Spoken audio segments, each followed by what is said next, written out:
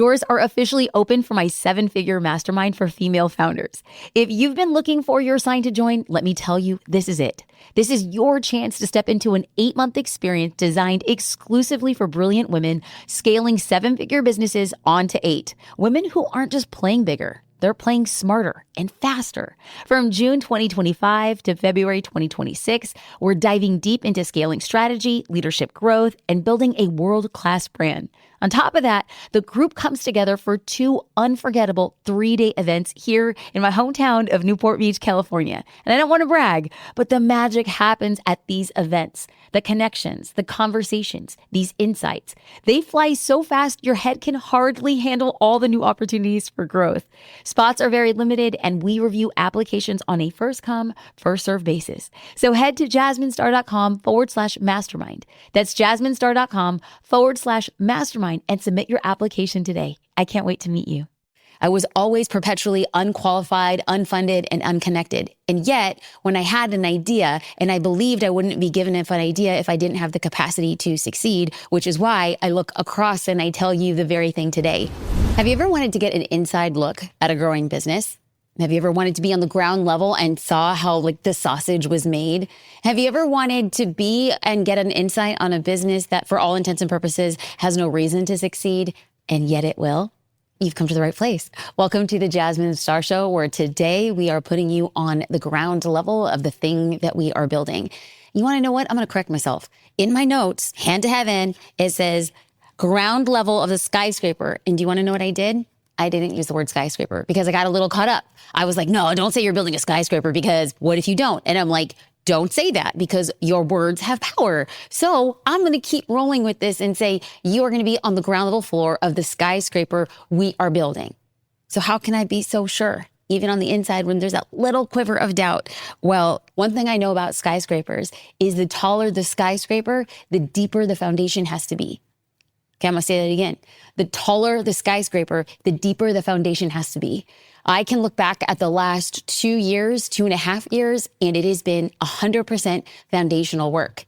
There is nothing shiny on the outside. It doesn't look tall. And for all intents and purposes, it looks and feels like I'm digging a hole.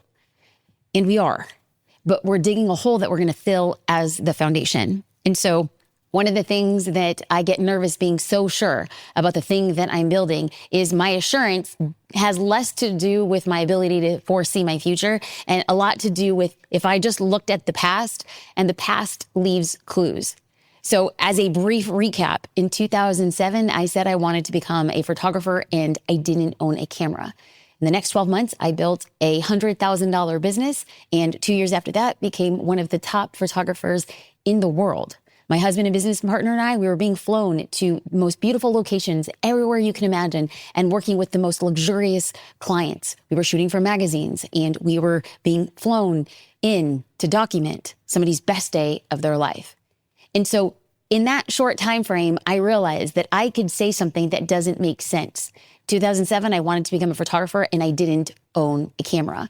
And 2 or 3 short years later, have multiple 6-figure revenue streams, being flown around the world, being able to travel with my camera and a passport, and that became a dream come true.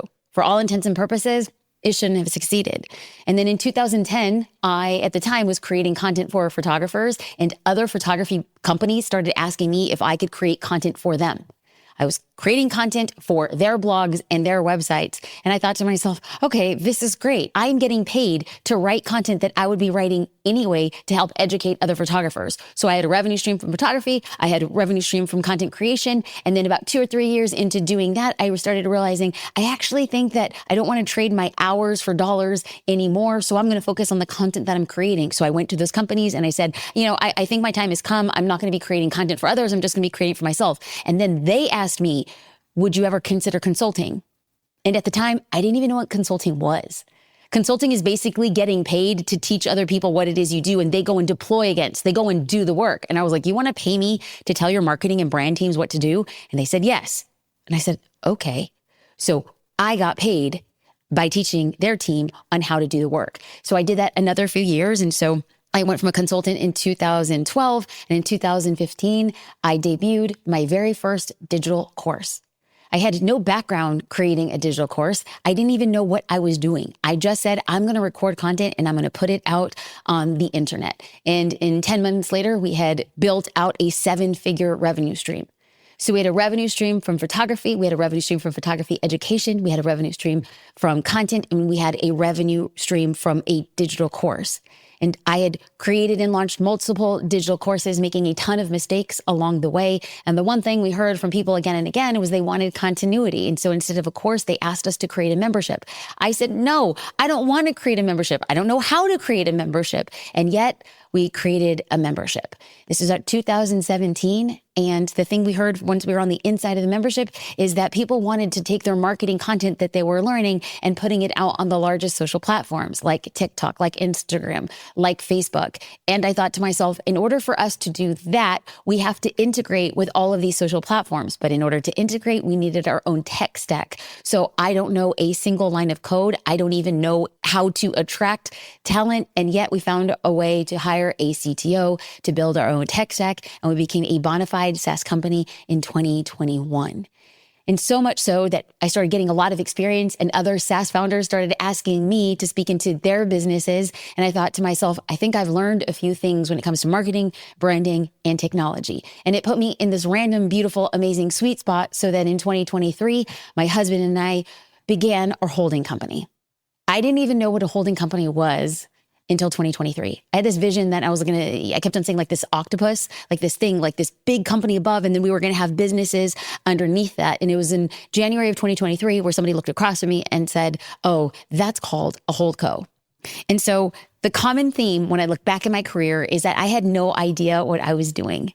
I was always perpetually unqualified, unfunded, and unconnected. And yet, when I had an idea, and I believed I wouldn't be given an idea if I didn't have the capacity to succeed, which is why I look across and I tell you the very thing today. You would not be given the idea if it wasn't in you to already succeed. So the common theme was being wildly unqualified. And then also in parallel was another common theme of figuring out and finding a way to make it a success.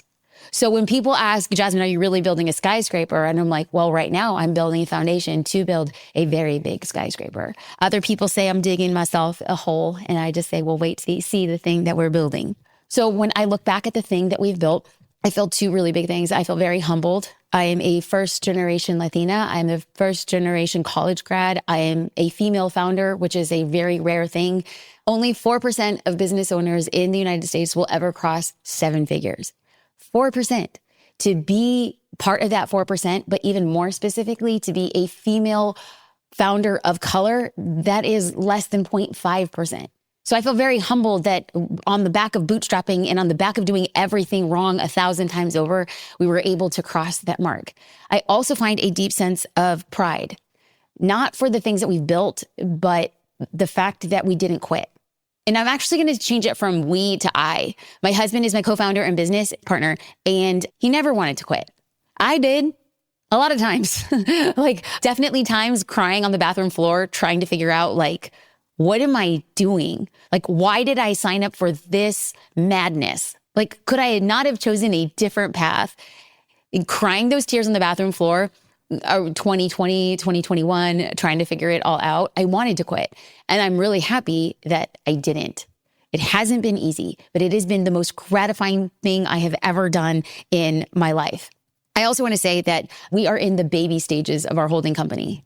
I will tell you 1,000 times before I am doing it wrong. I just want to be very clear. This video is not to watch somebody do it right. It is to watch me do it wrong and figure out how to get back up and share those mistakes with you so that you don't make them.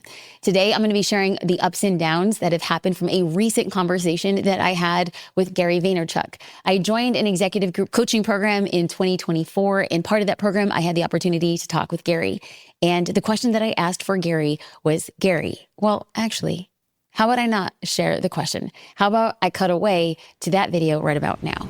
5 or 6 years ago, it was highlight. I was so excited.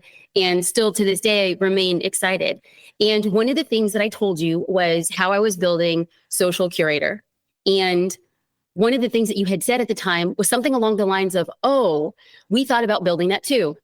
And I told you, oh, I'm so glad you didn't build it. But I don't want to be in the game of Gary Vaynerchuk. And then you said something that was a classic Gary juke, which was abundance.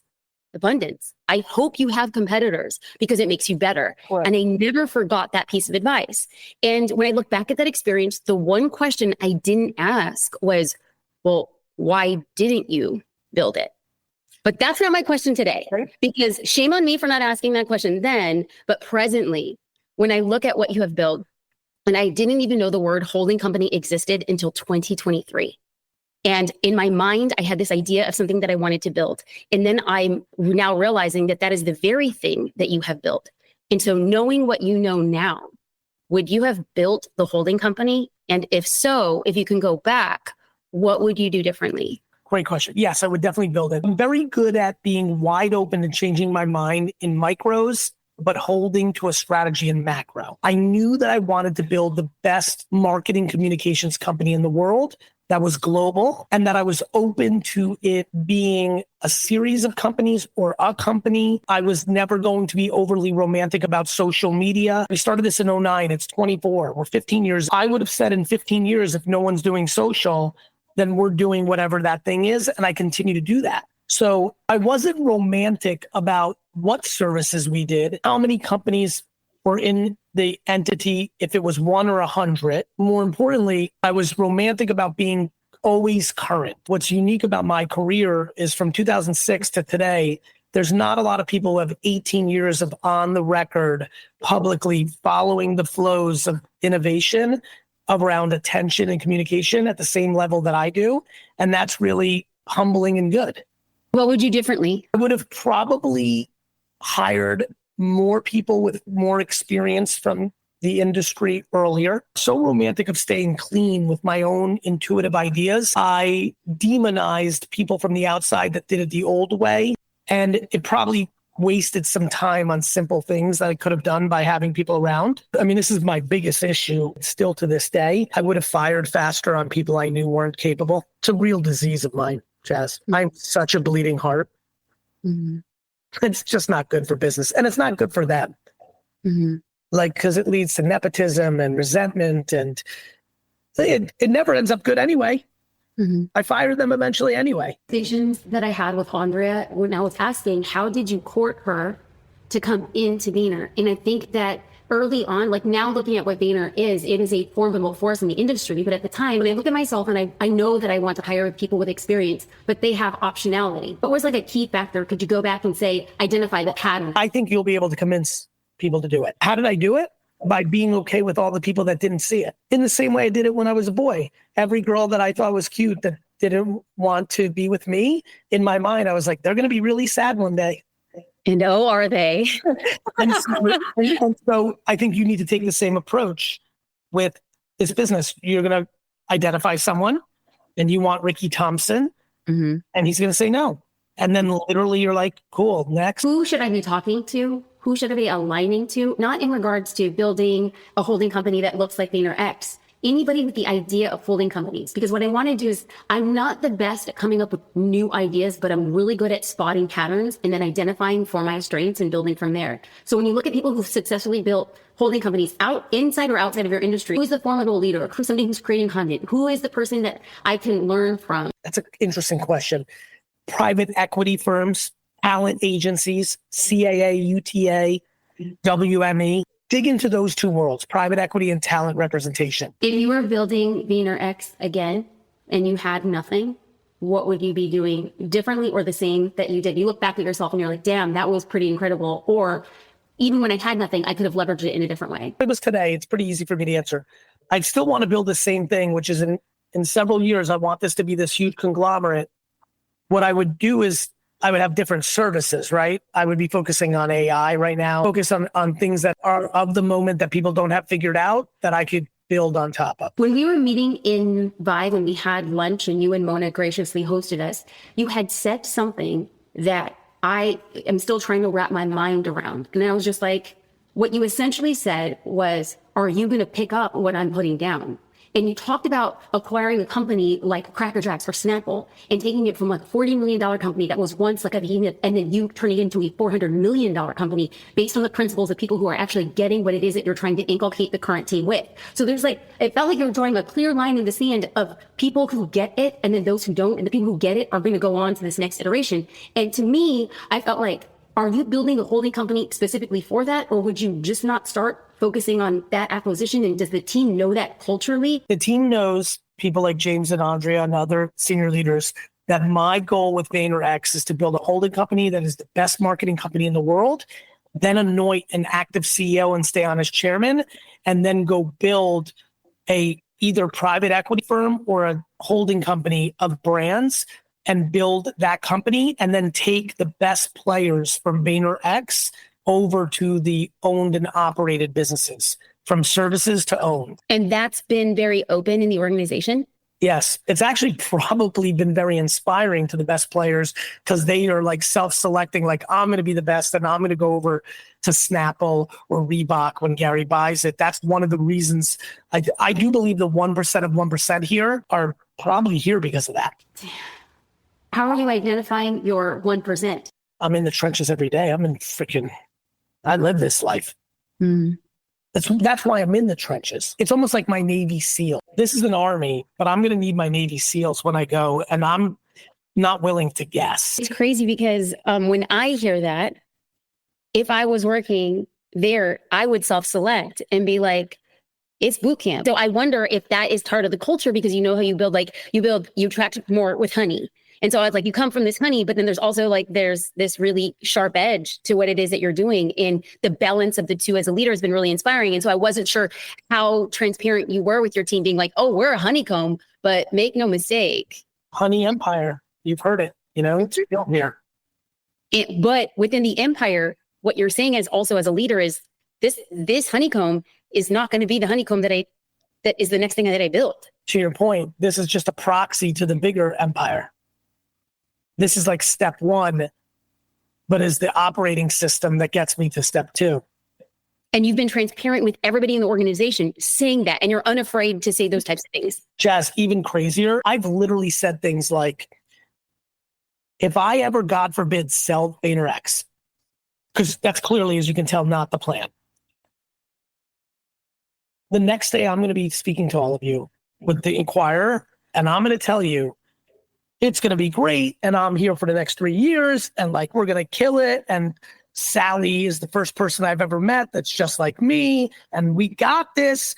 Literally, none of you should believe this. And I'm telling you all this right now. The next day, you should all quit. I'm very real with people on it. It's so empowering for me to see. And it's really invigorating, because I want to be that transparent with my team. And so I don't want to have myself a false narrative. And I see you do it, and it's positive and it's successful. And then you have somebody who's literally creeping on the call being like, truth, facts, giving you an amen. That's exactly the culture. This has been so helpful. Are there any other rooms that you would recommend that I be in, or people I should be talking to? You're going to be in Miami for the Vibe thing coming up? Do you know about this? No, I'll be in LA for VCon and then in New Mexico for the in-person event. But if you're adding something in Miami, just say less. I think we are. I think we're doing a ribbon cutting in September or October of the Miami office for VaynerX that I think Vibe's going to be a part of it. That's at least what I heard this morning. So if it's not on your radar yet, then maybe they're adding it as an extra value, which is amazing. But that setting is going to allow me to have more time to yap than VCon. And I was going to say, I'll give some time between now and then and give you more along the way. That's above and beyond. It's not even expected. I went to VCon, the very first one. And so I'm happy that it's in my neck of the woods. I can't wait to be rooting for you at a distance. And anytime I can be in your orbit. Thank you. Thank you. This has been amazing. You guys have a great day. Okay, so to keep things as simple as possible, I will share with you the 3 main takeaways that we took, and then I'll give you an update on each of them.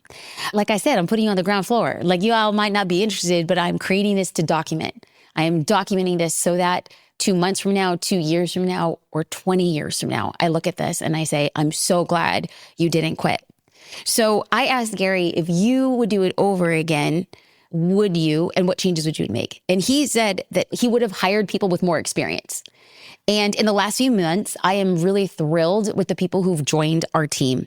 When I am on a leadership call, I will tell you that the thing I feel the most proud is like our managers, our directors are saying how thankful they are to work with the people who we're working with. They have said things, and I wrote this down in a recent meeting. They had said, they just get it done. When they're talking about the team, they just get it done. These are the leaders on our team talking about the team saying, they just get it done. They figure it out. They don't come to us and ask how. They come to us with options and say, I've thought it how. What advice do you have based on here? It's a totally different vibe when you're working with somebody who has experience. And they had said things like, I just trust them. I trust that they're going to make the best decision with the information that they have. And so my biggest takeaway talking with Gary months ago, I think it was like 8 or 9 months ago now, that I had that conversation to the people that were hiring. The vast difference when you come in with experience is really different. So the existing experience has put context into how they show up on our team. So they come in already with a skill set. Now we just have to make sure that they're a culture fit. And one of the things that we realized is that the people we're hiring with experience, it's like they're doing the job of 3 people. They have been managers of other teams, and they're here saying, okay, I know what it's like to see it from a 360. Let me just jump in and let me get my hands dirty, but let me also dream. So Gary calls it being in the clouds and in the dirt. The people we're hiring with experience, they're in the clouds, and they're also having the humility to be in the dirt, which I think is so incredible.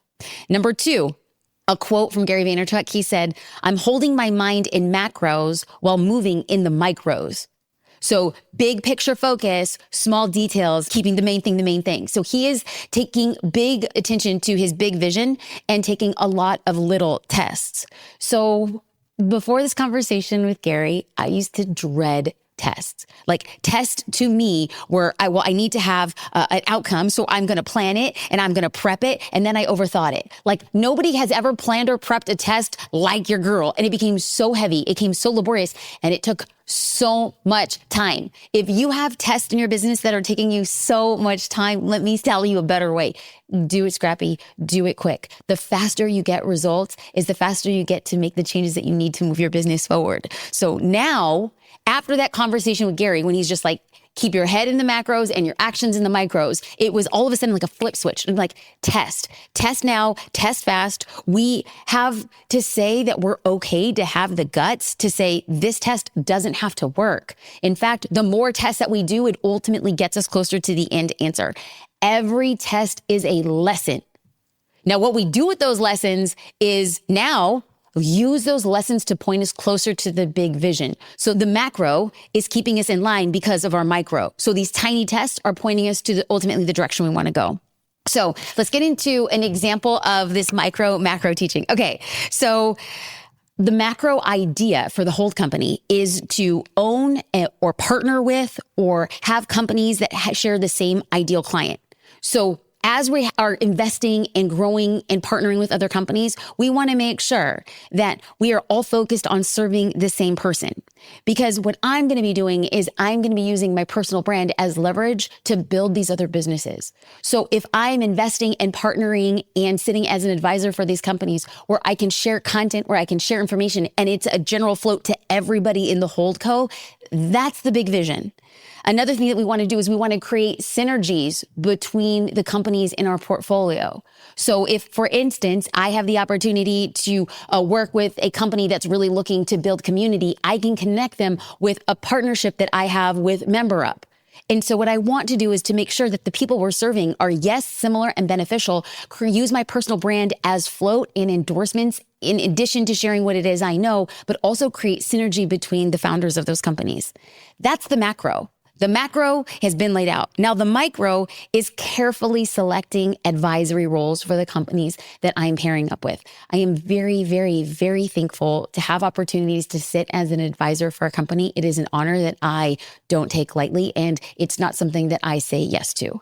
We have very high specific criteria around the companies that I'm partnering with, in addition to the companies that I sit as an advisor role. So we had to first set parameters. What am I okay with? What am I not okay with? What is our goals? What are our ambitions? What is our growth path? What is our timeline? And even to be considered as somebody that I can partner with or sit as advisor, all of the parameters have to be met. That became a very hard and fast rule. And the goal here with this is, does it point to the macro? Does any relationship, partnership, or me as sitting as an advisor, does it point to the macro? If it doesn't, then as difficult as it might be, I'm going to close it because not all opportunities are created equal. So I'm asking for myself, can I take this company or these relationships and can I turn it into more? That's part of the macro thinking. And then I have to have the humility to take the micro test and actually start from the bottom up. So let's talk about an example even further. I had the opportunity to partner. It started off as an advisor role and then stepped into a partnership with Member Up. So I started off as an advisor. And so I was advising Amy Stangster, the CEO, and part of us, we'd meet monthly and be talking about the strategy and what they're doing and what is scale. And I realized that she is an executor. She has a very clear vision. Her follow through was impeccable, and she has a humility to learn. The deeper I got in the business in the advisor role, I stepped forward and really took the honor of becoming an equity partner in the business because that points to the macro vision. Her company is going to point to the macro vision of the other businesses that are in our portfolio companies. So I can't say too much about this particular time. I look forward to sharing it in the future. But currently at the time of this recording, we're currently in negotiations with a partner in a really big way. And one of the possible expansions of that company and where I would step in would be expanding in a community role. And I thought to myself, because of my relationship with Amy and because I'm partnering in Member Up and because I love the platform and I love that she's building community, I have another opportunity to build along community. I know that if I point them to Member Up, they're going to get a white glove experience. They're literally going to be VIP, that they're going to have the direct ear to the CEO for feature requests. We are going to be able to launch a massive company on that platform and serve them extra well. That happens when the micro is pointing to the macro. So one of the things that I'm also expanding in is as the personal brand, as my personal brand, as me, Jasmine the human, gets to meet with other people. These are relationships that I can use and leverage as I grow the multitudes of our businesses. So for example, a couple months ago, I was invited to an event at Gloria Steinem's house in the Upper East Side. Now she was there partnering with a few other female founders and investors. And when I was there, I was able to meet a lot of investors. And I'm talking about like capital letter, bold, italicized investors. These are the types of investors who are writing multiple seven-figure checks to one startup at a time.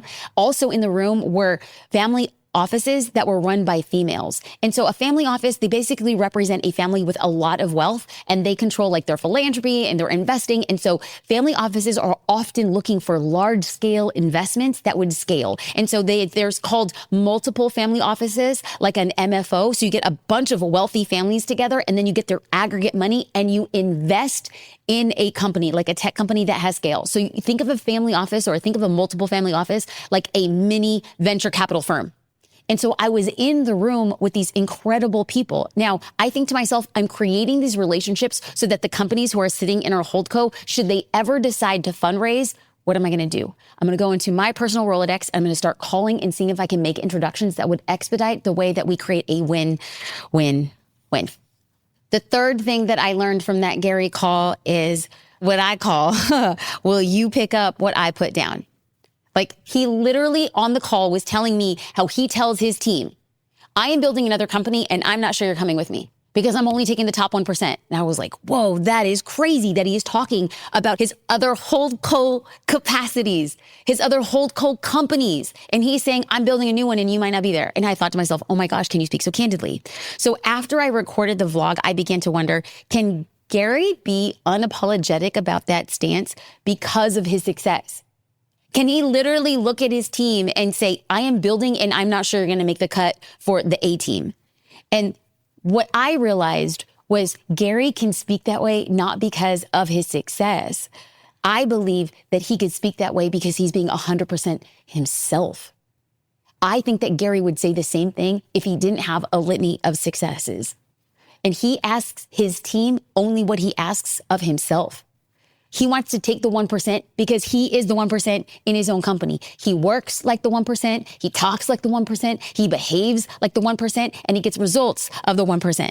So he says what he says and then he follows through. And so I think to myself, he's being 100% of himself. He's not asking anybody on his team what he's not going to give of himself. And so to me, as we model out this whole company and he says, are you going to pick up what I put down? That I could say the same thing, even if I don't have the same amount of success as Gary, but I could say the same thing if I am expecting of the team of what I expect of myself and I am being 100 of myself. So since that call with Gary, as I build a whole company and I asked him, what would you do differently? I am stepping into speaking my truth. I am openly explaining why to the team I am making certain bets, even if it doesn't make sense. And I admit to the team that even on the days that it doesn't look exactly feasible or believable, I believe in the macro vision. I don't know why I believe in it. I just do. And I can only say that with the complete assuredness and complete certainty because the past could be an indication of success. But what I believe beyond all that is I wouldn't have been given the vision of this if I didn't have the capacity to at least try.